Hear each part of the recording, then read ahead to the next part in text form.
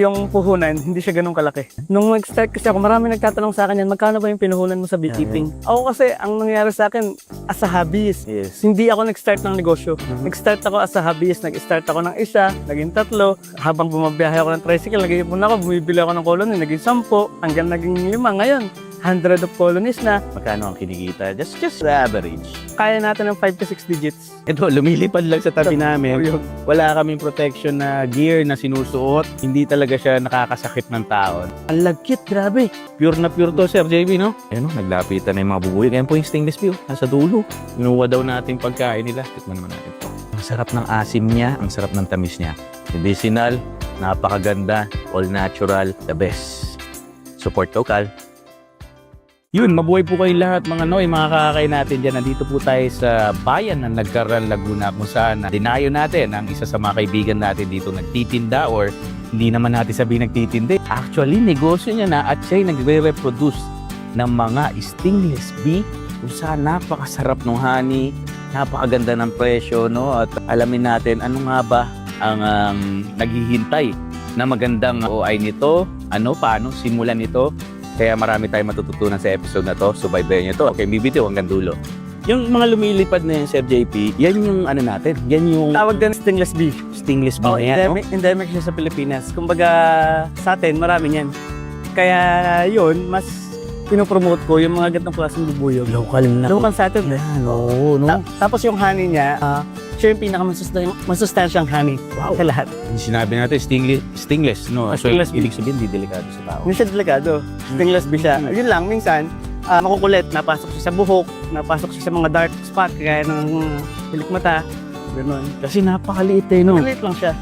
Dahil hindi mo akalain na nagpuproduce siya ng honey. Ayun, ito, ikutin natin ngayon yung pinaka maliit na farm lang naman to, pero nakita nyo po, ang daming bubuyog na lumilipad. Usually, marami akong site na ganito, nasa 5 site. Ang problema kasi, hindi mo siya pwede pagsamasamahin sa isang lugar. Kasi nga, ang food source nila is nectar. So, halimbawa, magkaroon tayo ng kasya dito 1,000 bubuyog, di ba? 1,000 bahay. Ang problema, saan sila kukuha ng pagkain? Mag-aagawan kasi.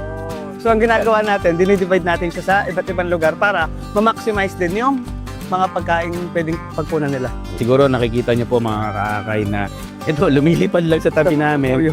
Wala kaming protection na gear na sinusuot. Lumilipad lang siya na para siyang pulisap na maliit. And so happen, ito pala yung mga bubuyog na kung tawagin natin na stainless bee. Yung isang tawag pa sa kanya, yung scientific name niya. So, Tetragonula biroy. Siya yung mga bees na medyo makukulit pag binuksan natin. Pero meron pa akong isang species na nandito na kahit buksan natin, hindi tayo susugurin pero makikita natin yung loob nila. Gusto mo nating itry. ito, medyo pag sa mga gusto pong bumisita rito kay the millennial beekeeper, heads up lang talagang pag pumunta po kayo makikita niyo siya parang langaw na maliliit na giliparan, although hindi talaga siya nakakasakit ng tao, no? Wala tayong dapat problemahin at ito maliliit lang yung kanilang mga boxes, no? Ang tawag dyan sa mga boxes na yan, sir, Ang tawag dyan, design niya ng UP, tawag dyan ay Tetragonula pollinator hive yung hive na yan, no? Iba rin siya doon sa sir, sa Pilipera. oo, yung malalaki na Sinusungkit may niya. ginaganyan pa, sinusungkwet, no? Ayos. Puntahan natin. Ayan po, tinitingnan lang na ito with my visual po, no? Ayan, no? Kita mo nandiyan siya sa pinaka-tiles na nilagay ni Sir JP sa ibabaw. Ayan na, yung sandamakmak na colony ng bubuyog, no? Tama ba yung term ko, Sir? Colony ang tawag sa kanya, no? Ang colony, binubuo yan ng yung sa isang box na merong queen at merong drones. Ayun. Yun yung tatlong bumubuo ng colony. Queen, workers at drones. At ang workers, ayun yung mga babaeng bubuyog. Ayun talaga. Ang drone, Ang drone, ang mga lalaki, ang trabaho lang na ikastayan. Try na. para dumami. Oo, ang problema doon, kapag katapos na pag-fertile na yung reyna, kapag naglilay na siya ng eggs, lahat ng drones hindi na papayagan pumasok sa hive, papabayaan na sila mamatay. So, yun lang, trabaho niya. Normally, Sir, ilan ang time span ng buhay ng isang bubuyog? 30 days, 40 days. Ganyan. Maikli lang pala, Depende yan sa klase ng bubuyog. Kaya nga nila mag-reproduce ng Sa itas bubuyog, ang trabaho lang na is mag-collect ng honey. Sa buong buhay niya, isang 1 teaspoon. 1 teaspoon. How much honey ang napoproduce nitong ilan piraso kang meron dito pollinators? Tapos kaya namin ng 2 to 4 kilos pag season. Dami. Pag season. Tapos ang price range niya, 2 pesos per grams. Mas mahal ah. Mas mahal siya. Mas mahal pala kaysa doon sa... Kasi ang tawag sa kanya is medicinal honey na. Wow. Ang honey kasi, yung normal honey natin na sweet, makaka-trigger pa siya sa diabetic kasi ang taas ng Sugar. content or natural sugar niya. Unlike dito sa honey, Sobrang baba ng ano niya. sugar content, no? Ayun, medicinal talaga. Medicinal honey siya. So kung diabetic person ka, ito lagi yung ina-advise ko. Ayun. Anyway, In terms of benefits. mas alamin pa natin kung ano tong negosyo na to. Tara. So Sir JP, ito papunta natin ngayon yung isang Ito yung isang species ng stingless bee. Kung tawagin naman ng Tetragonula laeviceps. okay. Itong Tetragonula laeviceps, malayo yung behavior dun sa Tetragonula beroy na makulit. Ito naman, Oh. sobrang friendly niya. Kahit wala tayong suit at pag binuksan natin siya, okay lang. Then makikita natin yung structure ng brood, makikita natin yung mga baby bees, yung mga nurse bees kung tawagin, at makikita natin yung honey at pollen at pwede tayong tumikim direct sa hive. Napaka-exciting nito. Tara, sir. Natin. So ito, malagkit na malagkit habang inaalis niyo yung pinakatakip. alam mo yung malagkit na yon? Ang tawag doon is propolis. Yung resin na galing sa dagta ng puno. At yung propolis, ginagamit na namin as byproduct na propolis throat spray. Ano siya, antibacterial. So kapag may sore throat ka, anything, grabe, mamaya itatry din natin. Oo, ang dami niyang ano, no? Kumbaga sa nyog, di ba walang tapon? Oh, yes, sir. Ito yung Ito parang ganun din. Ganun pala ang beekeeping na isang hanap buhay, isang pwedeng maging negosyo ng ating mga kababayan. Yes. Tapos makikita mo, yung dagta. Ayan o. Ayun, no? Ayan yung dagta. Ito, no? So ito na yung mga, ayan na. Nakikita mo dito yung parang bulog-bilog na wala pang seal. So dyan iitlog yung queen. Diyan itlog yung queen. Ito naman, matatandang itlog na yan. Itong mga dark, itong mga bago pa lang. So minsan, nagpapakita yung reyna, medyo maliit lang din siya. So dalhin natin siya doon. Sige, buhatin natin, sir. Makita natin yung... So gagawin natin ngayon, honey tasting tayo fresh from the hive. Kita mo ba to? Yun na yun. Yan yung honey. Ito yung pollen, sir, no? Ayun yung pollen. Yun. So, gusto mo, ikaw lang. Sige. Ano? Pwede mo ba akong turuan, sir, paano ginagawa Okay, ito? mag-sample ako. Gusto ko try taste naman tayo. Yes. Gaganin ko lang yan. Pwede mo na palang basagin yung parang pinaka-shell na yun. Ayun. Ito na yung honey niya. Tumutang Yung propolis na malagkit. Ginagawa ko pang byproduct. So, itong honey, so matitikman mo kung anong lasa ng honey. Sige. So, Yung propolis hindi pwede kainin, sir. chewable lang siya. Chewable lang. Ito. Kunin ko to. First time ko po itong gagawin. First time mo makakatikim ng stingless bee honey. Yun. Hindi pa po tayo talaga napunta sa isang bee farm. Ngayon pa lang po, no? At ito, nararamdaman ko, ang lagkit, grabe.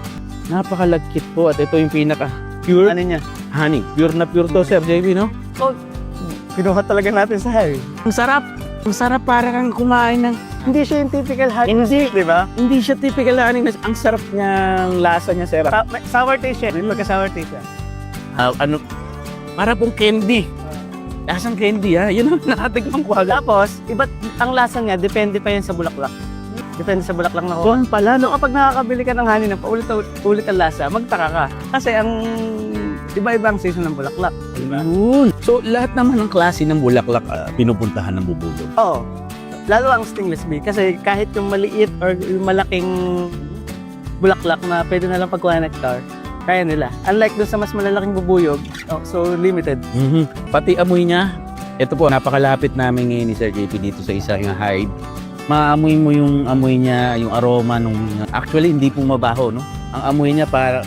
Meron siyang aroma ng tamis, ng alam mong honey talaga, na original. Ewan ko po, siguro sa maraming beses na tayo nakatikim din ng honey na meron tayong nabibili doon sa mga kalsada, di ba? Meron ganyan eh. Marami pong nambabash na hindi daw totoong honey yun, di ba? Ito po, masasabi ko na maaaring totoo sila. Kasi dito mismo natin kinuha. First time ko po nakatikim ng totoong honey, maasim pala talaga, hindi siya matamis na sinasabi natin na wow, grabe, no? Ito po, yung lasa niya para siyang sampalok na napakatamis. Yung sarap-sarap ng lasa. Ito sir, matanong ko lang, no? Curious lang po ako. Paano nyo ina-harvest yung honey niya since wala siyang pinaka parang yung frame? Ang harvest namin is yung second box. First box kasi to eh. So yung second box, yun yung punong-puno ng honey, dun tumutulo. Oh. Then ang may ginagamit kami na patuluan, then pinapress lang namin ng wood. Tapos diretso na yun sa jar. Then sasalain. Oh, sir, pwede pa ba ako mag-try ng isa na lang? Oh, pero i-try mo naman ngayon is bee pollen. Sige. Since na, ang akala din kasi ng karamihan ng mga tao is ang product lang ng bubuyog. Honey egg. So, meron silang bee pollen. Ito, yung kulay dilaw.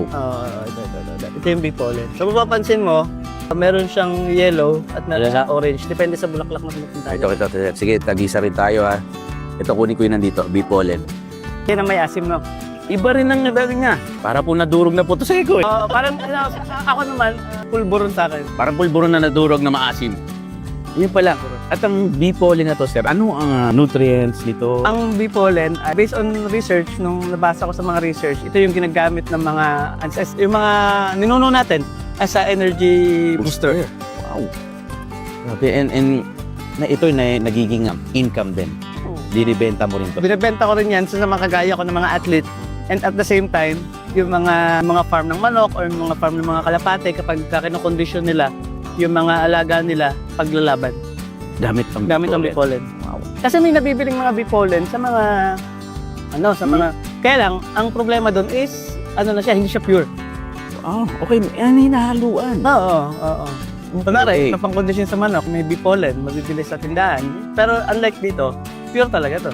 And ito sir, sabi mo kanina, ito yung dilaw, ito yung itlog na pa lang.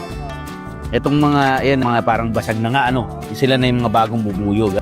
Normally sir, sa isang box na to, gaano katagal bago mabuo yan? Kunyari, naglagay tayo dyan.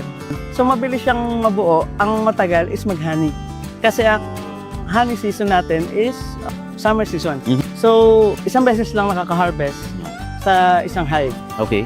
Sa loob ng isang taon. Pero kung marami kang alaga, marami ka ng honey. Marami ring honey, no? Alam mo maganda doon? Kapag nag-alaga ka ng baboy, magkano ginagastos mo sa pagkain araw-araw?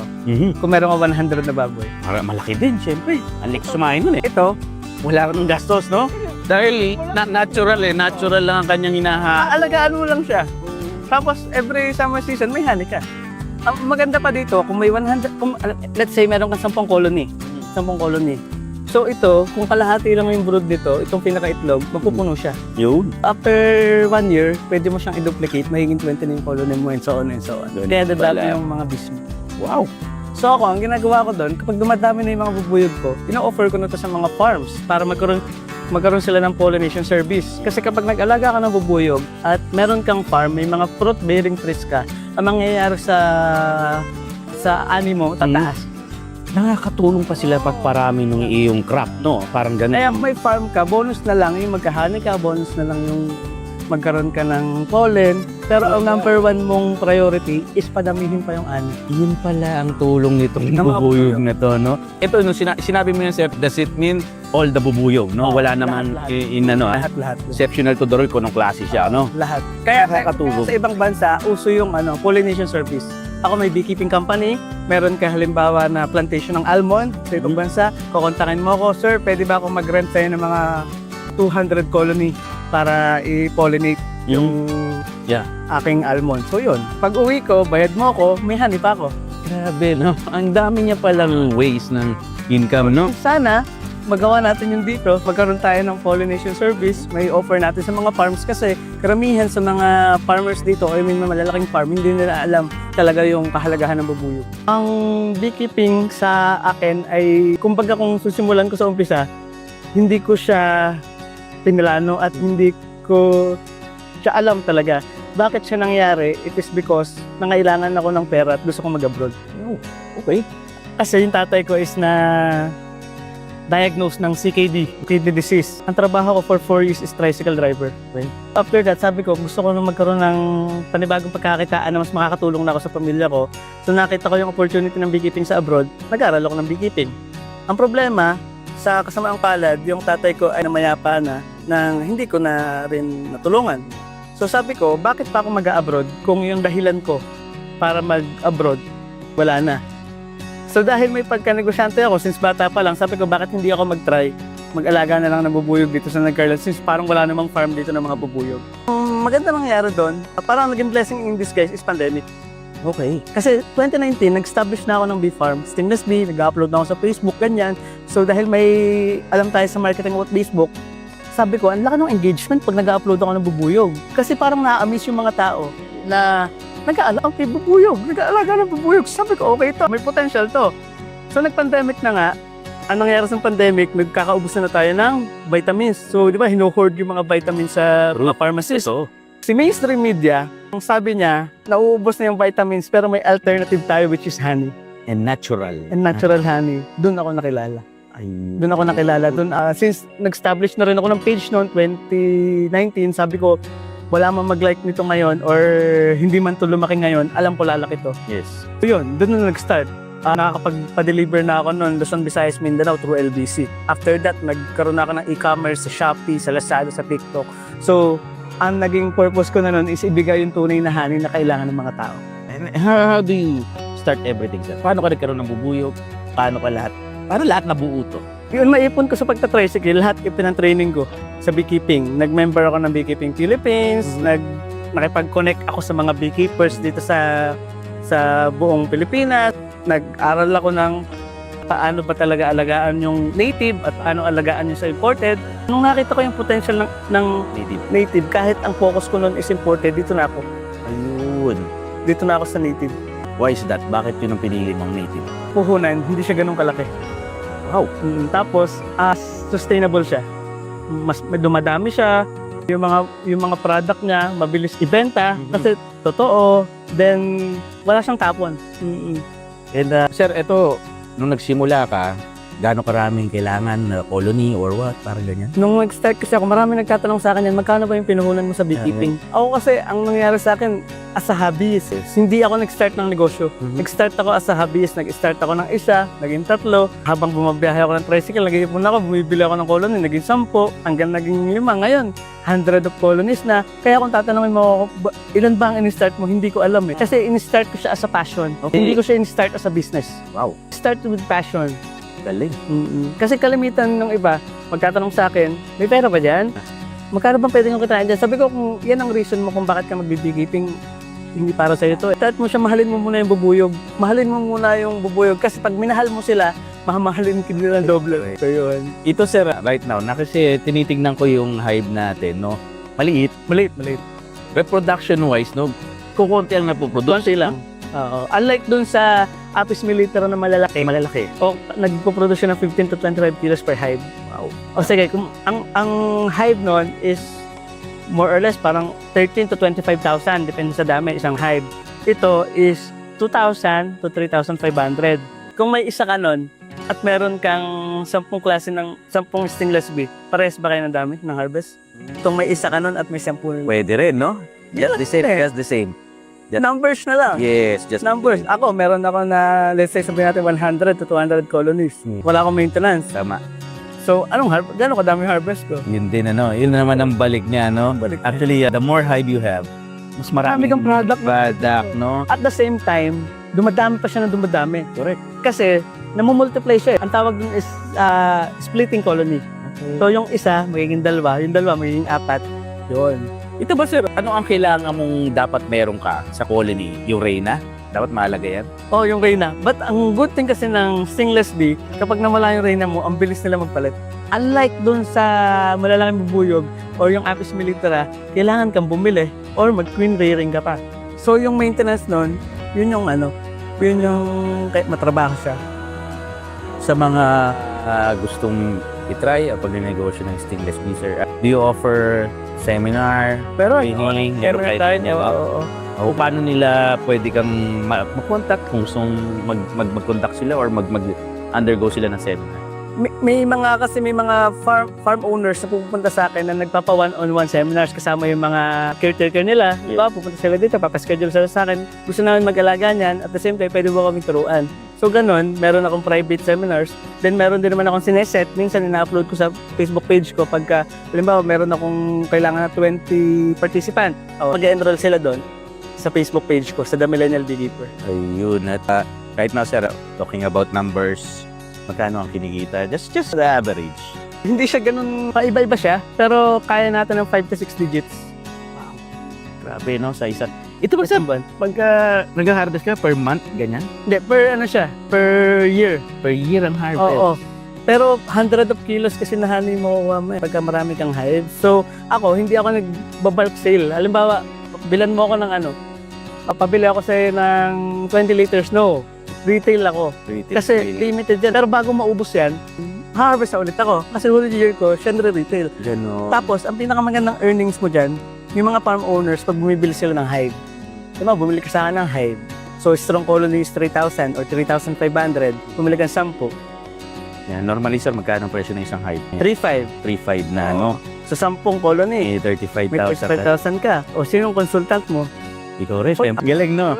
Lahat naman na ano, no? At ito madali naman paramihin, sir. Sabi mo, ha? Pero ang good thing kasi, bakit ang saya ko nagbebenta ng colony, pag nakaka-receive ako ng feedback, kapatid, dati, yung anyog ko, 300 lang. Ngayon, nagna-900 na ako. Wow. Per 40 days. Kapatid, yung mga ano ko, yung mga avocado ko, nung wala pa yung bees, 2. Nung bagong lagay natin, nag-10 na. Ngayon, hindi ko na mabilang kung ilan yung buyog. Siguro, sir, may kwento natin. What's the science behind? Bakit? Cross-pollination. Maganda. Cross-pollination. Yun ang naituturo nila. Kaya nga sinabi ni Albert Einstein, kapag nawala yung mga bubuyog, 4 years na lang itatagal ng tao. Kasi nawala yung bubuyog, anong kakainin ng animals? Mawala. So, yung mga animals, mamatay. Dahil tayo. Pa-fertilizer, sir. Yun ang nakikita ko po ngayon. Dahil sa ganyan sa crop production, no, kung may bubuyog ka at meron kang crops, lalong lumalaki yung crop. Kaya sobrang importante ng mga bubuyog. So, yun yung naging project ko noong 2023. Sabi ko, gusto ko magkaroon ng project. So, dahil meron akong Facebook page, may influence din naman tayo. So, Project Pollination yun. Sir. Yun yung sinusulong ko. So, yun, nakakilala ko na may mga farms na mga walang bee. So, ayun, tinulungan ko sila. Kagaya nung sa Caliraya Farms, sa Caliraya, Laguna. Yeah. Meron doon na ektaryang lupain na nagtatanim sila, pero wala silang pollinator. Sabi ko, lagyan natin ng mga bubuyog. So ngayon, meron na mga nagpo-pollinate sa kanila. Ang good thing din, mina-harvest kami. Nakakatulong pa sa kami sa ecosystem. Yan, baka nagtatanong sila, sir, what's moving forward? Ano ang mga inaasahan nila kay Millennial Beekeeper? Ano ang mga planong parating? So ang plano ko ngayon is kay The Millennial Beekeeper, actually mag-focus ako sa giving value sa mga viewers natin. Kasi parang mag-15,000 na rin tayo. Congratulations. Marami na rin nagtatanong paano ba mag-start yan, paano mag-alaga yan, or paano kami magkakaroon yan. Yes. So yun, ibibigay natin ng libre sa mga tao yung mga Galing. natin. Kasi naniniwala ako na pagka nagbibigay ka ng, the more you give value sa mga tao, doon ka nila mamahalin. Di ba? Yes. So yun. So, yun lang. Ayan. And they like to follow your page, sir. Ano ang pwede nang i-follow sa TikTok, YouTube? So, TikTok, YouTube, Instagram, lahat yan, The Millennial Beekeeper. Yan, hanapin lang nila yan, sir. Ito, Sir JP, meron tayo ngayon ditong 3 grapono at isang para ng mouth spray, no? Pwede ba natin malaman ano-ano ang meron tayo dito? Ang meron tayo dito, yung stingless bee honey, yung tinikman natin kanina. Yun yung laman nito. Yan yung stingless bee honey. Pakita ko lang ng malapitan sa inyo yung itsura. Sabi para siyang jam. Parang coco jam sa lagkit po. Yung lapot-lapot, pati kulay. Sobra siyang dark siya, no? Versus dito po sa iba. And the second one, sir, ito yung ating So, wild Breviligula honey. Ito yung scientific term ng Breviligula. Pero sa Tagalog is yung pulot-pukuyutan. Ito yung malaking natural. Natural, oo. Mas kilala natin, no? Mas marami nakakalam na yung malalaking bubuyog. Yung typical na natin natin ng kabataan na din natin lang tayo ng mga lolo, tino. So, ito yun. Ito, pulot-pukyutan. Alam mo, minsan pagka, usually pag kami tumitikim niya, naalala yung kabataan. Kasi Napaka-labnaw, no, sir? Iba rin ang niya, malabnaw versus doon sa stingless bee. magkakaiba siya ng texture, depende sa bubuyog at depende na rin yan sa bulaklak. Ayun, at itong isa naman na yellow. Ito naman galing sa Apis mellifera. Yung Apis mellifera is yung European honeybee na na-adapt natin dito sa Pilipinas. Yun. So ang honey nito is galing Benguet, sunflower, yung pinagkunan niya. Kaya ang tawag namin dito is sunflower honey. And lastly, Yung sir, ito no antong spray na to. Itong spray na to, ito yung product ng stingless bee. Uy. Kung nakikita mo kanina yung malagkit o yung tinatawag na propolis, galing sa dagta ng puno, kung tawagin resin, yun antibacterial na napag-aralan natin gawing produkto para makatulong sa mga tao, lalo na may mga sore throat. Wow, natural antibiotic. Propolis, nakuha po dito sa stingless bee. Ito, sir, na-amaze lang ako. Paano mo siya nalaman na isa siyang antibacterial agent? So, based on research, then nag-aral tayo sa UPLB, then tinuruan tayo paano gumawa ng product. So, sa bahay, gumawa na rin ako ng pansarili, pero hindi ko siya pinapansin ng una kasi nga mas focus ko yung honey at hindi ko pa alam yung bisa talaga ng propolis. Then nung inubo ko, sinubukan ko siya ng 2 araw, nawala yung ubo ko talaga. Then pinamigay ko siya sa mga kaibigan ko. Ang sabi niya sa akin ng mga kaibigan ko is, ang ganda ng produkto mo pero ang pangat ng lasa. In-improve natin dahil may kaibigan tayong doktor na nagbigay sa atin ng propolis galing ibang bansa. Yes. So, na-improve natin yung lasa kagaya Yeah. na nung sa ibang bansa. Ngayon, mayroon na tayong sarili na tinatangkilit ng mga kababayan na Ayun. ng propolis spray. At ito yung pinaka product ni Sir JP dito sa kanyang farm, no? The Millennial Beekeeper Stingless Bee. Grabe. Habang binubuksan ko yung mga takip ng bawat jar dito, may iba-iba siyang aroma, may iba-ibang lasa. Lahat, alam mo yung natural, no? Ito sabihin ko lang po, no, na katotohanan, no? Yung mga nagtitinda ng honey sa labas. Sa supermarket mismo, pag binuksan mo siya, hindi mo maaamoy yung ganito. Malayo-malayo, no? Just being honest, no? Ito, tikman natin. Napakalapot. Parang ang itsura po, no, habang titingnan natin to, para siyang tinunaw na yema. Caramel, oh. Parang caramel. Ito ang product ni Sir G talaga. Ayan, no, naglapitan na yung mga bubuyo. Ayan po yung stainless steel, nasa dulo. Tingnan mo. Inuwa daw natin pagkain nila. Tikman naman natin to. Wow! Ang sarap ng asim niya, ang sarap ng tamis niya. All honesty, ito sa tatlong to, no? Dito po ako sa stainless bee. Napaka-natural ng flavor.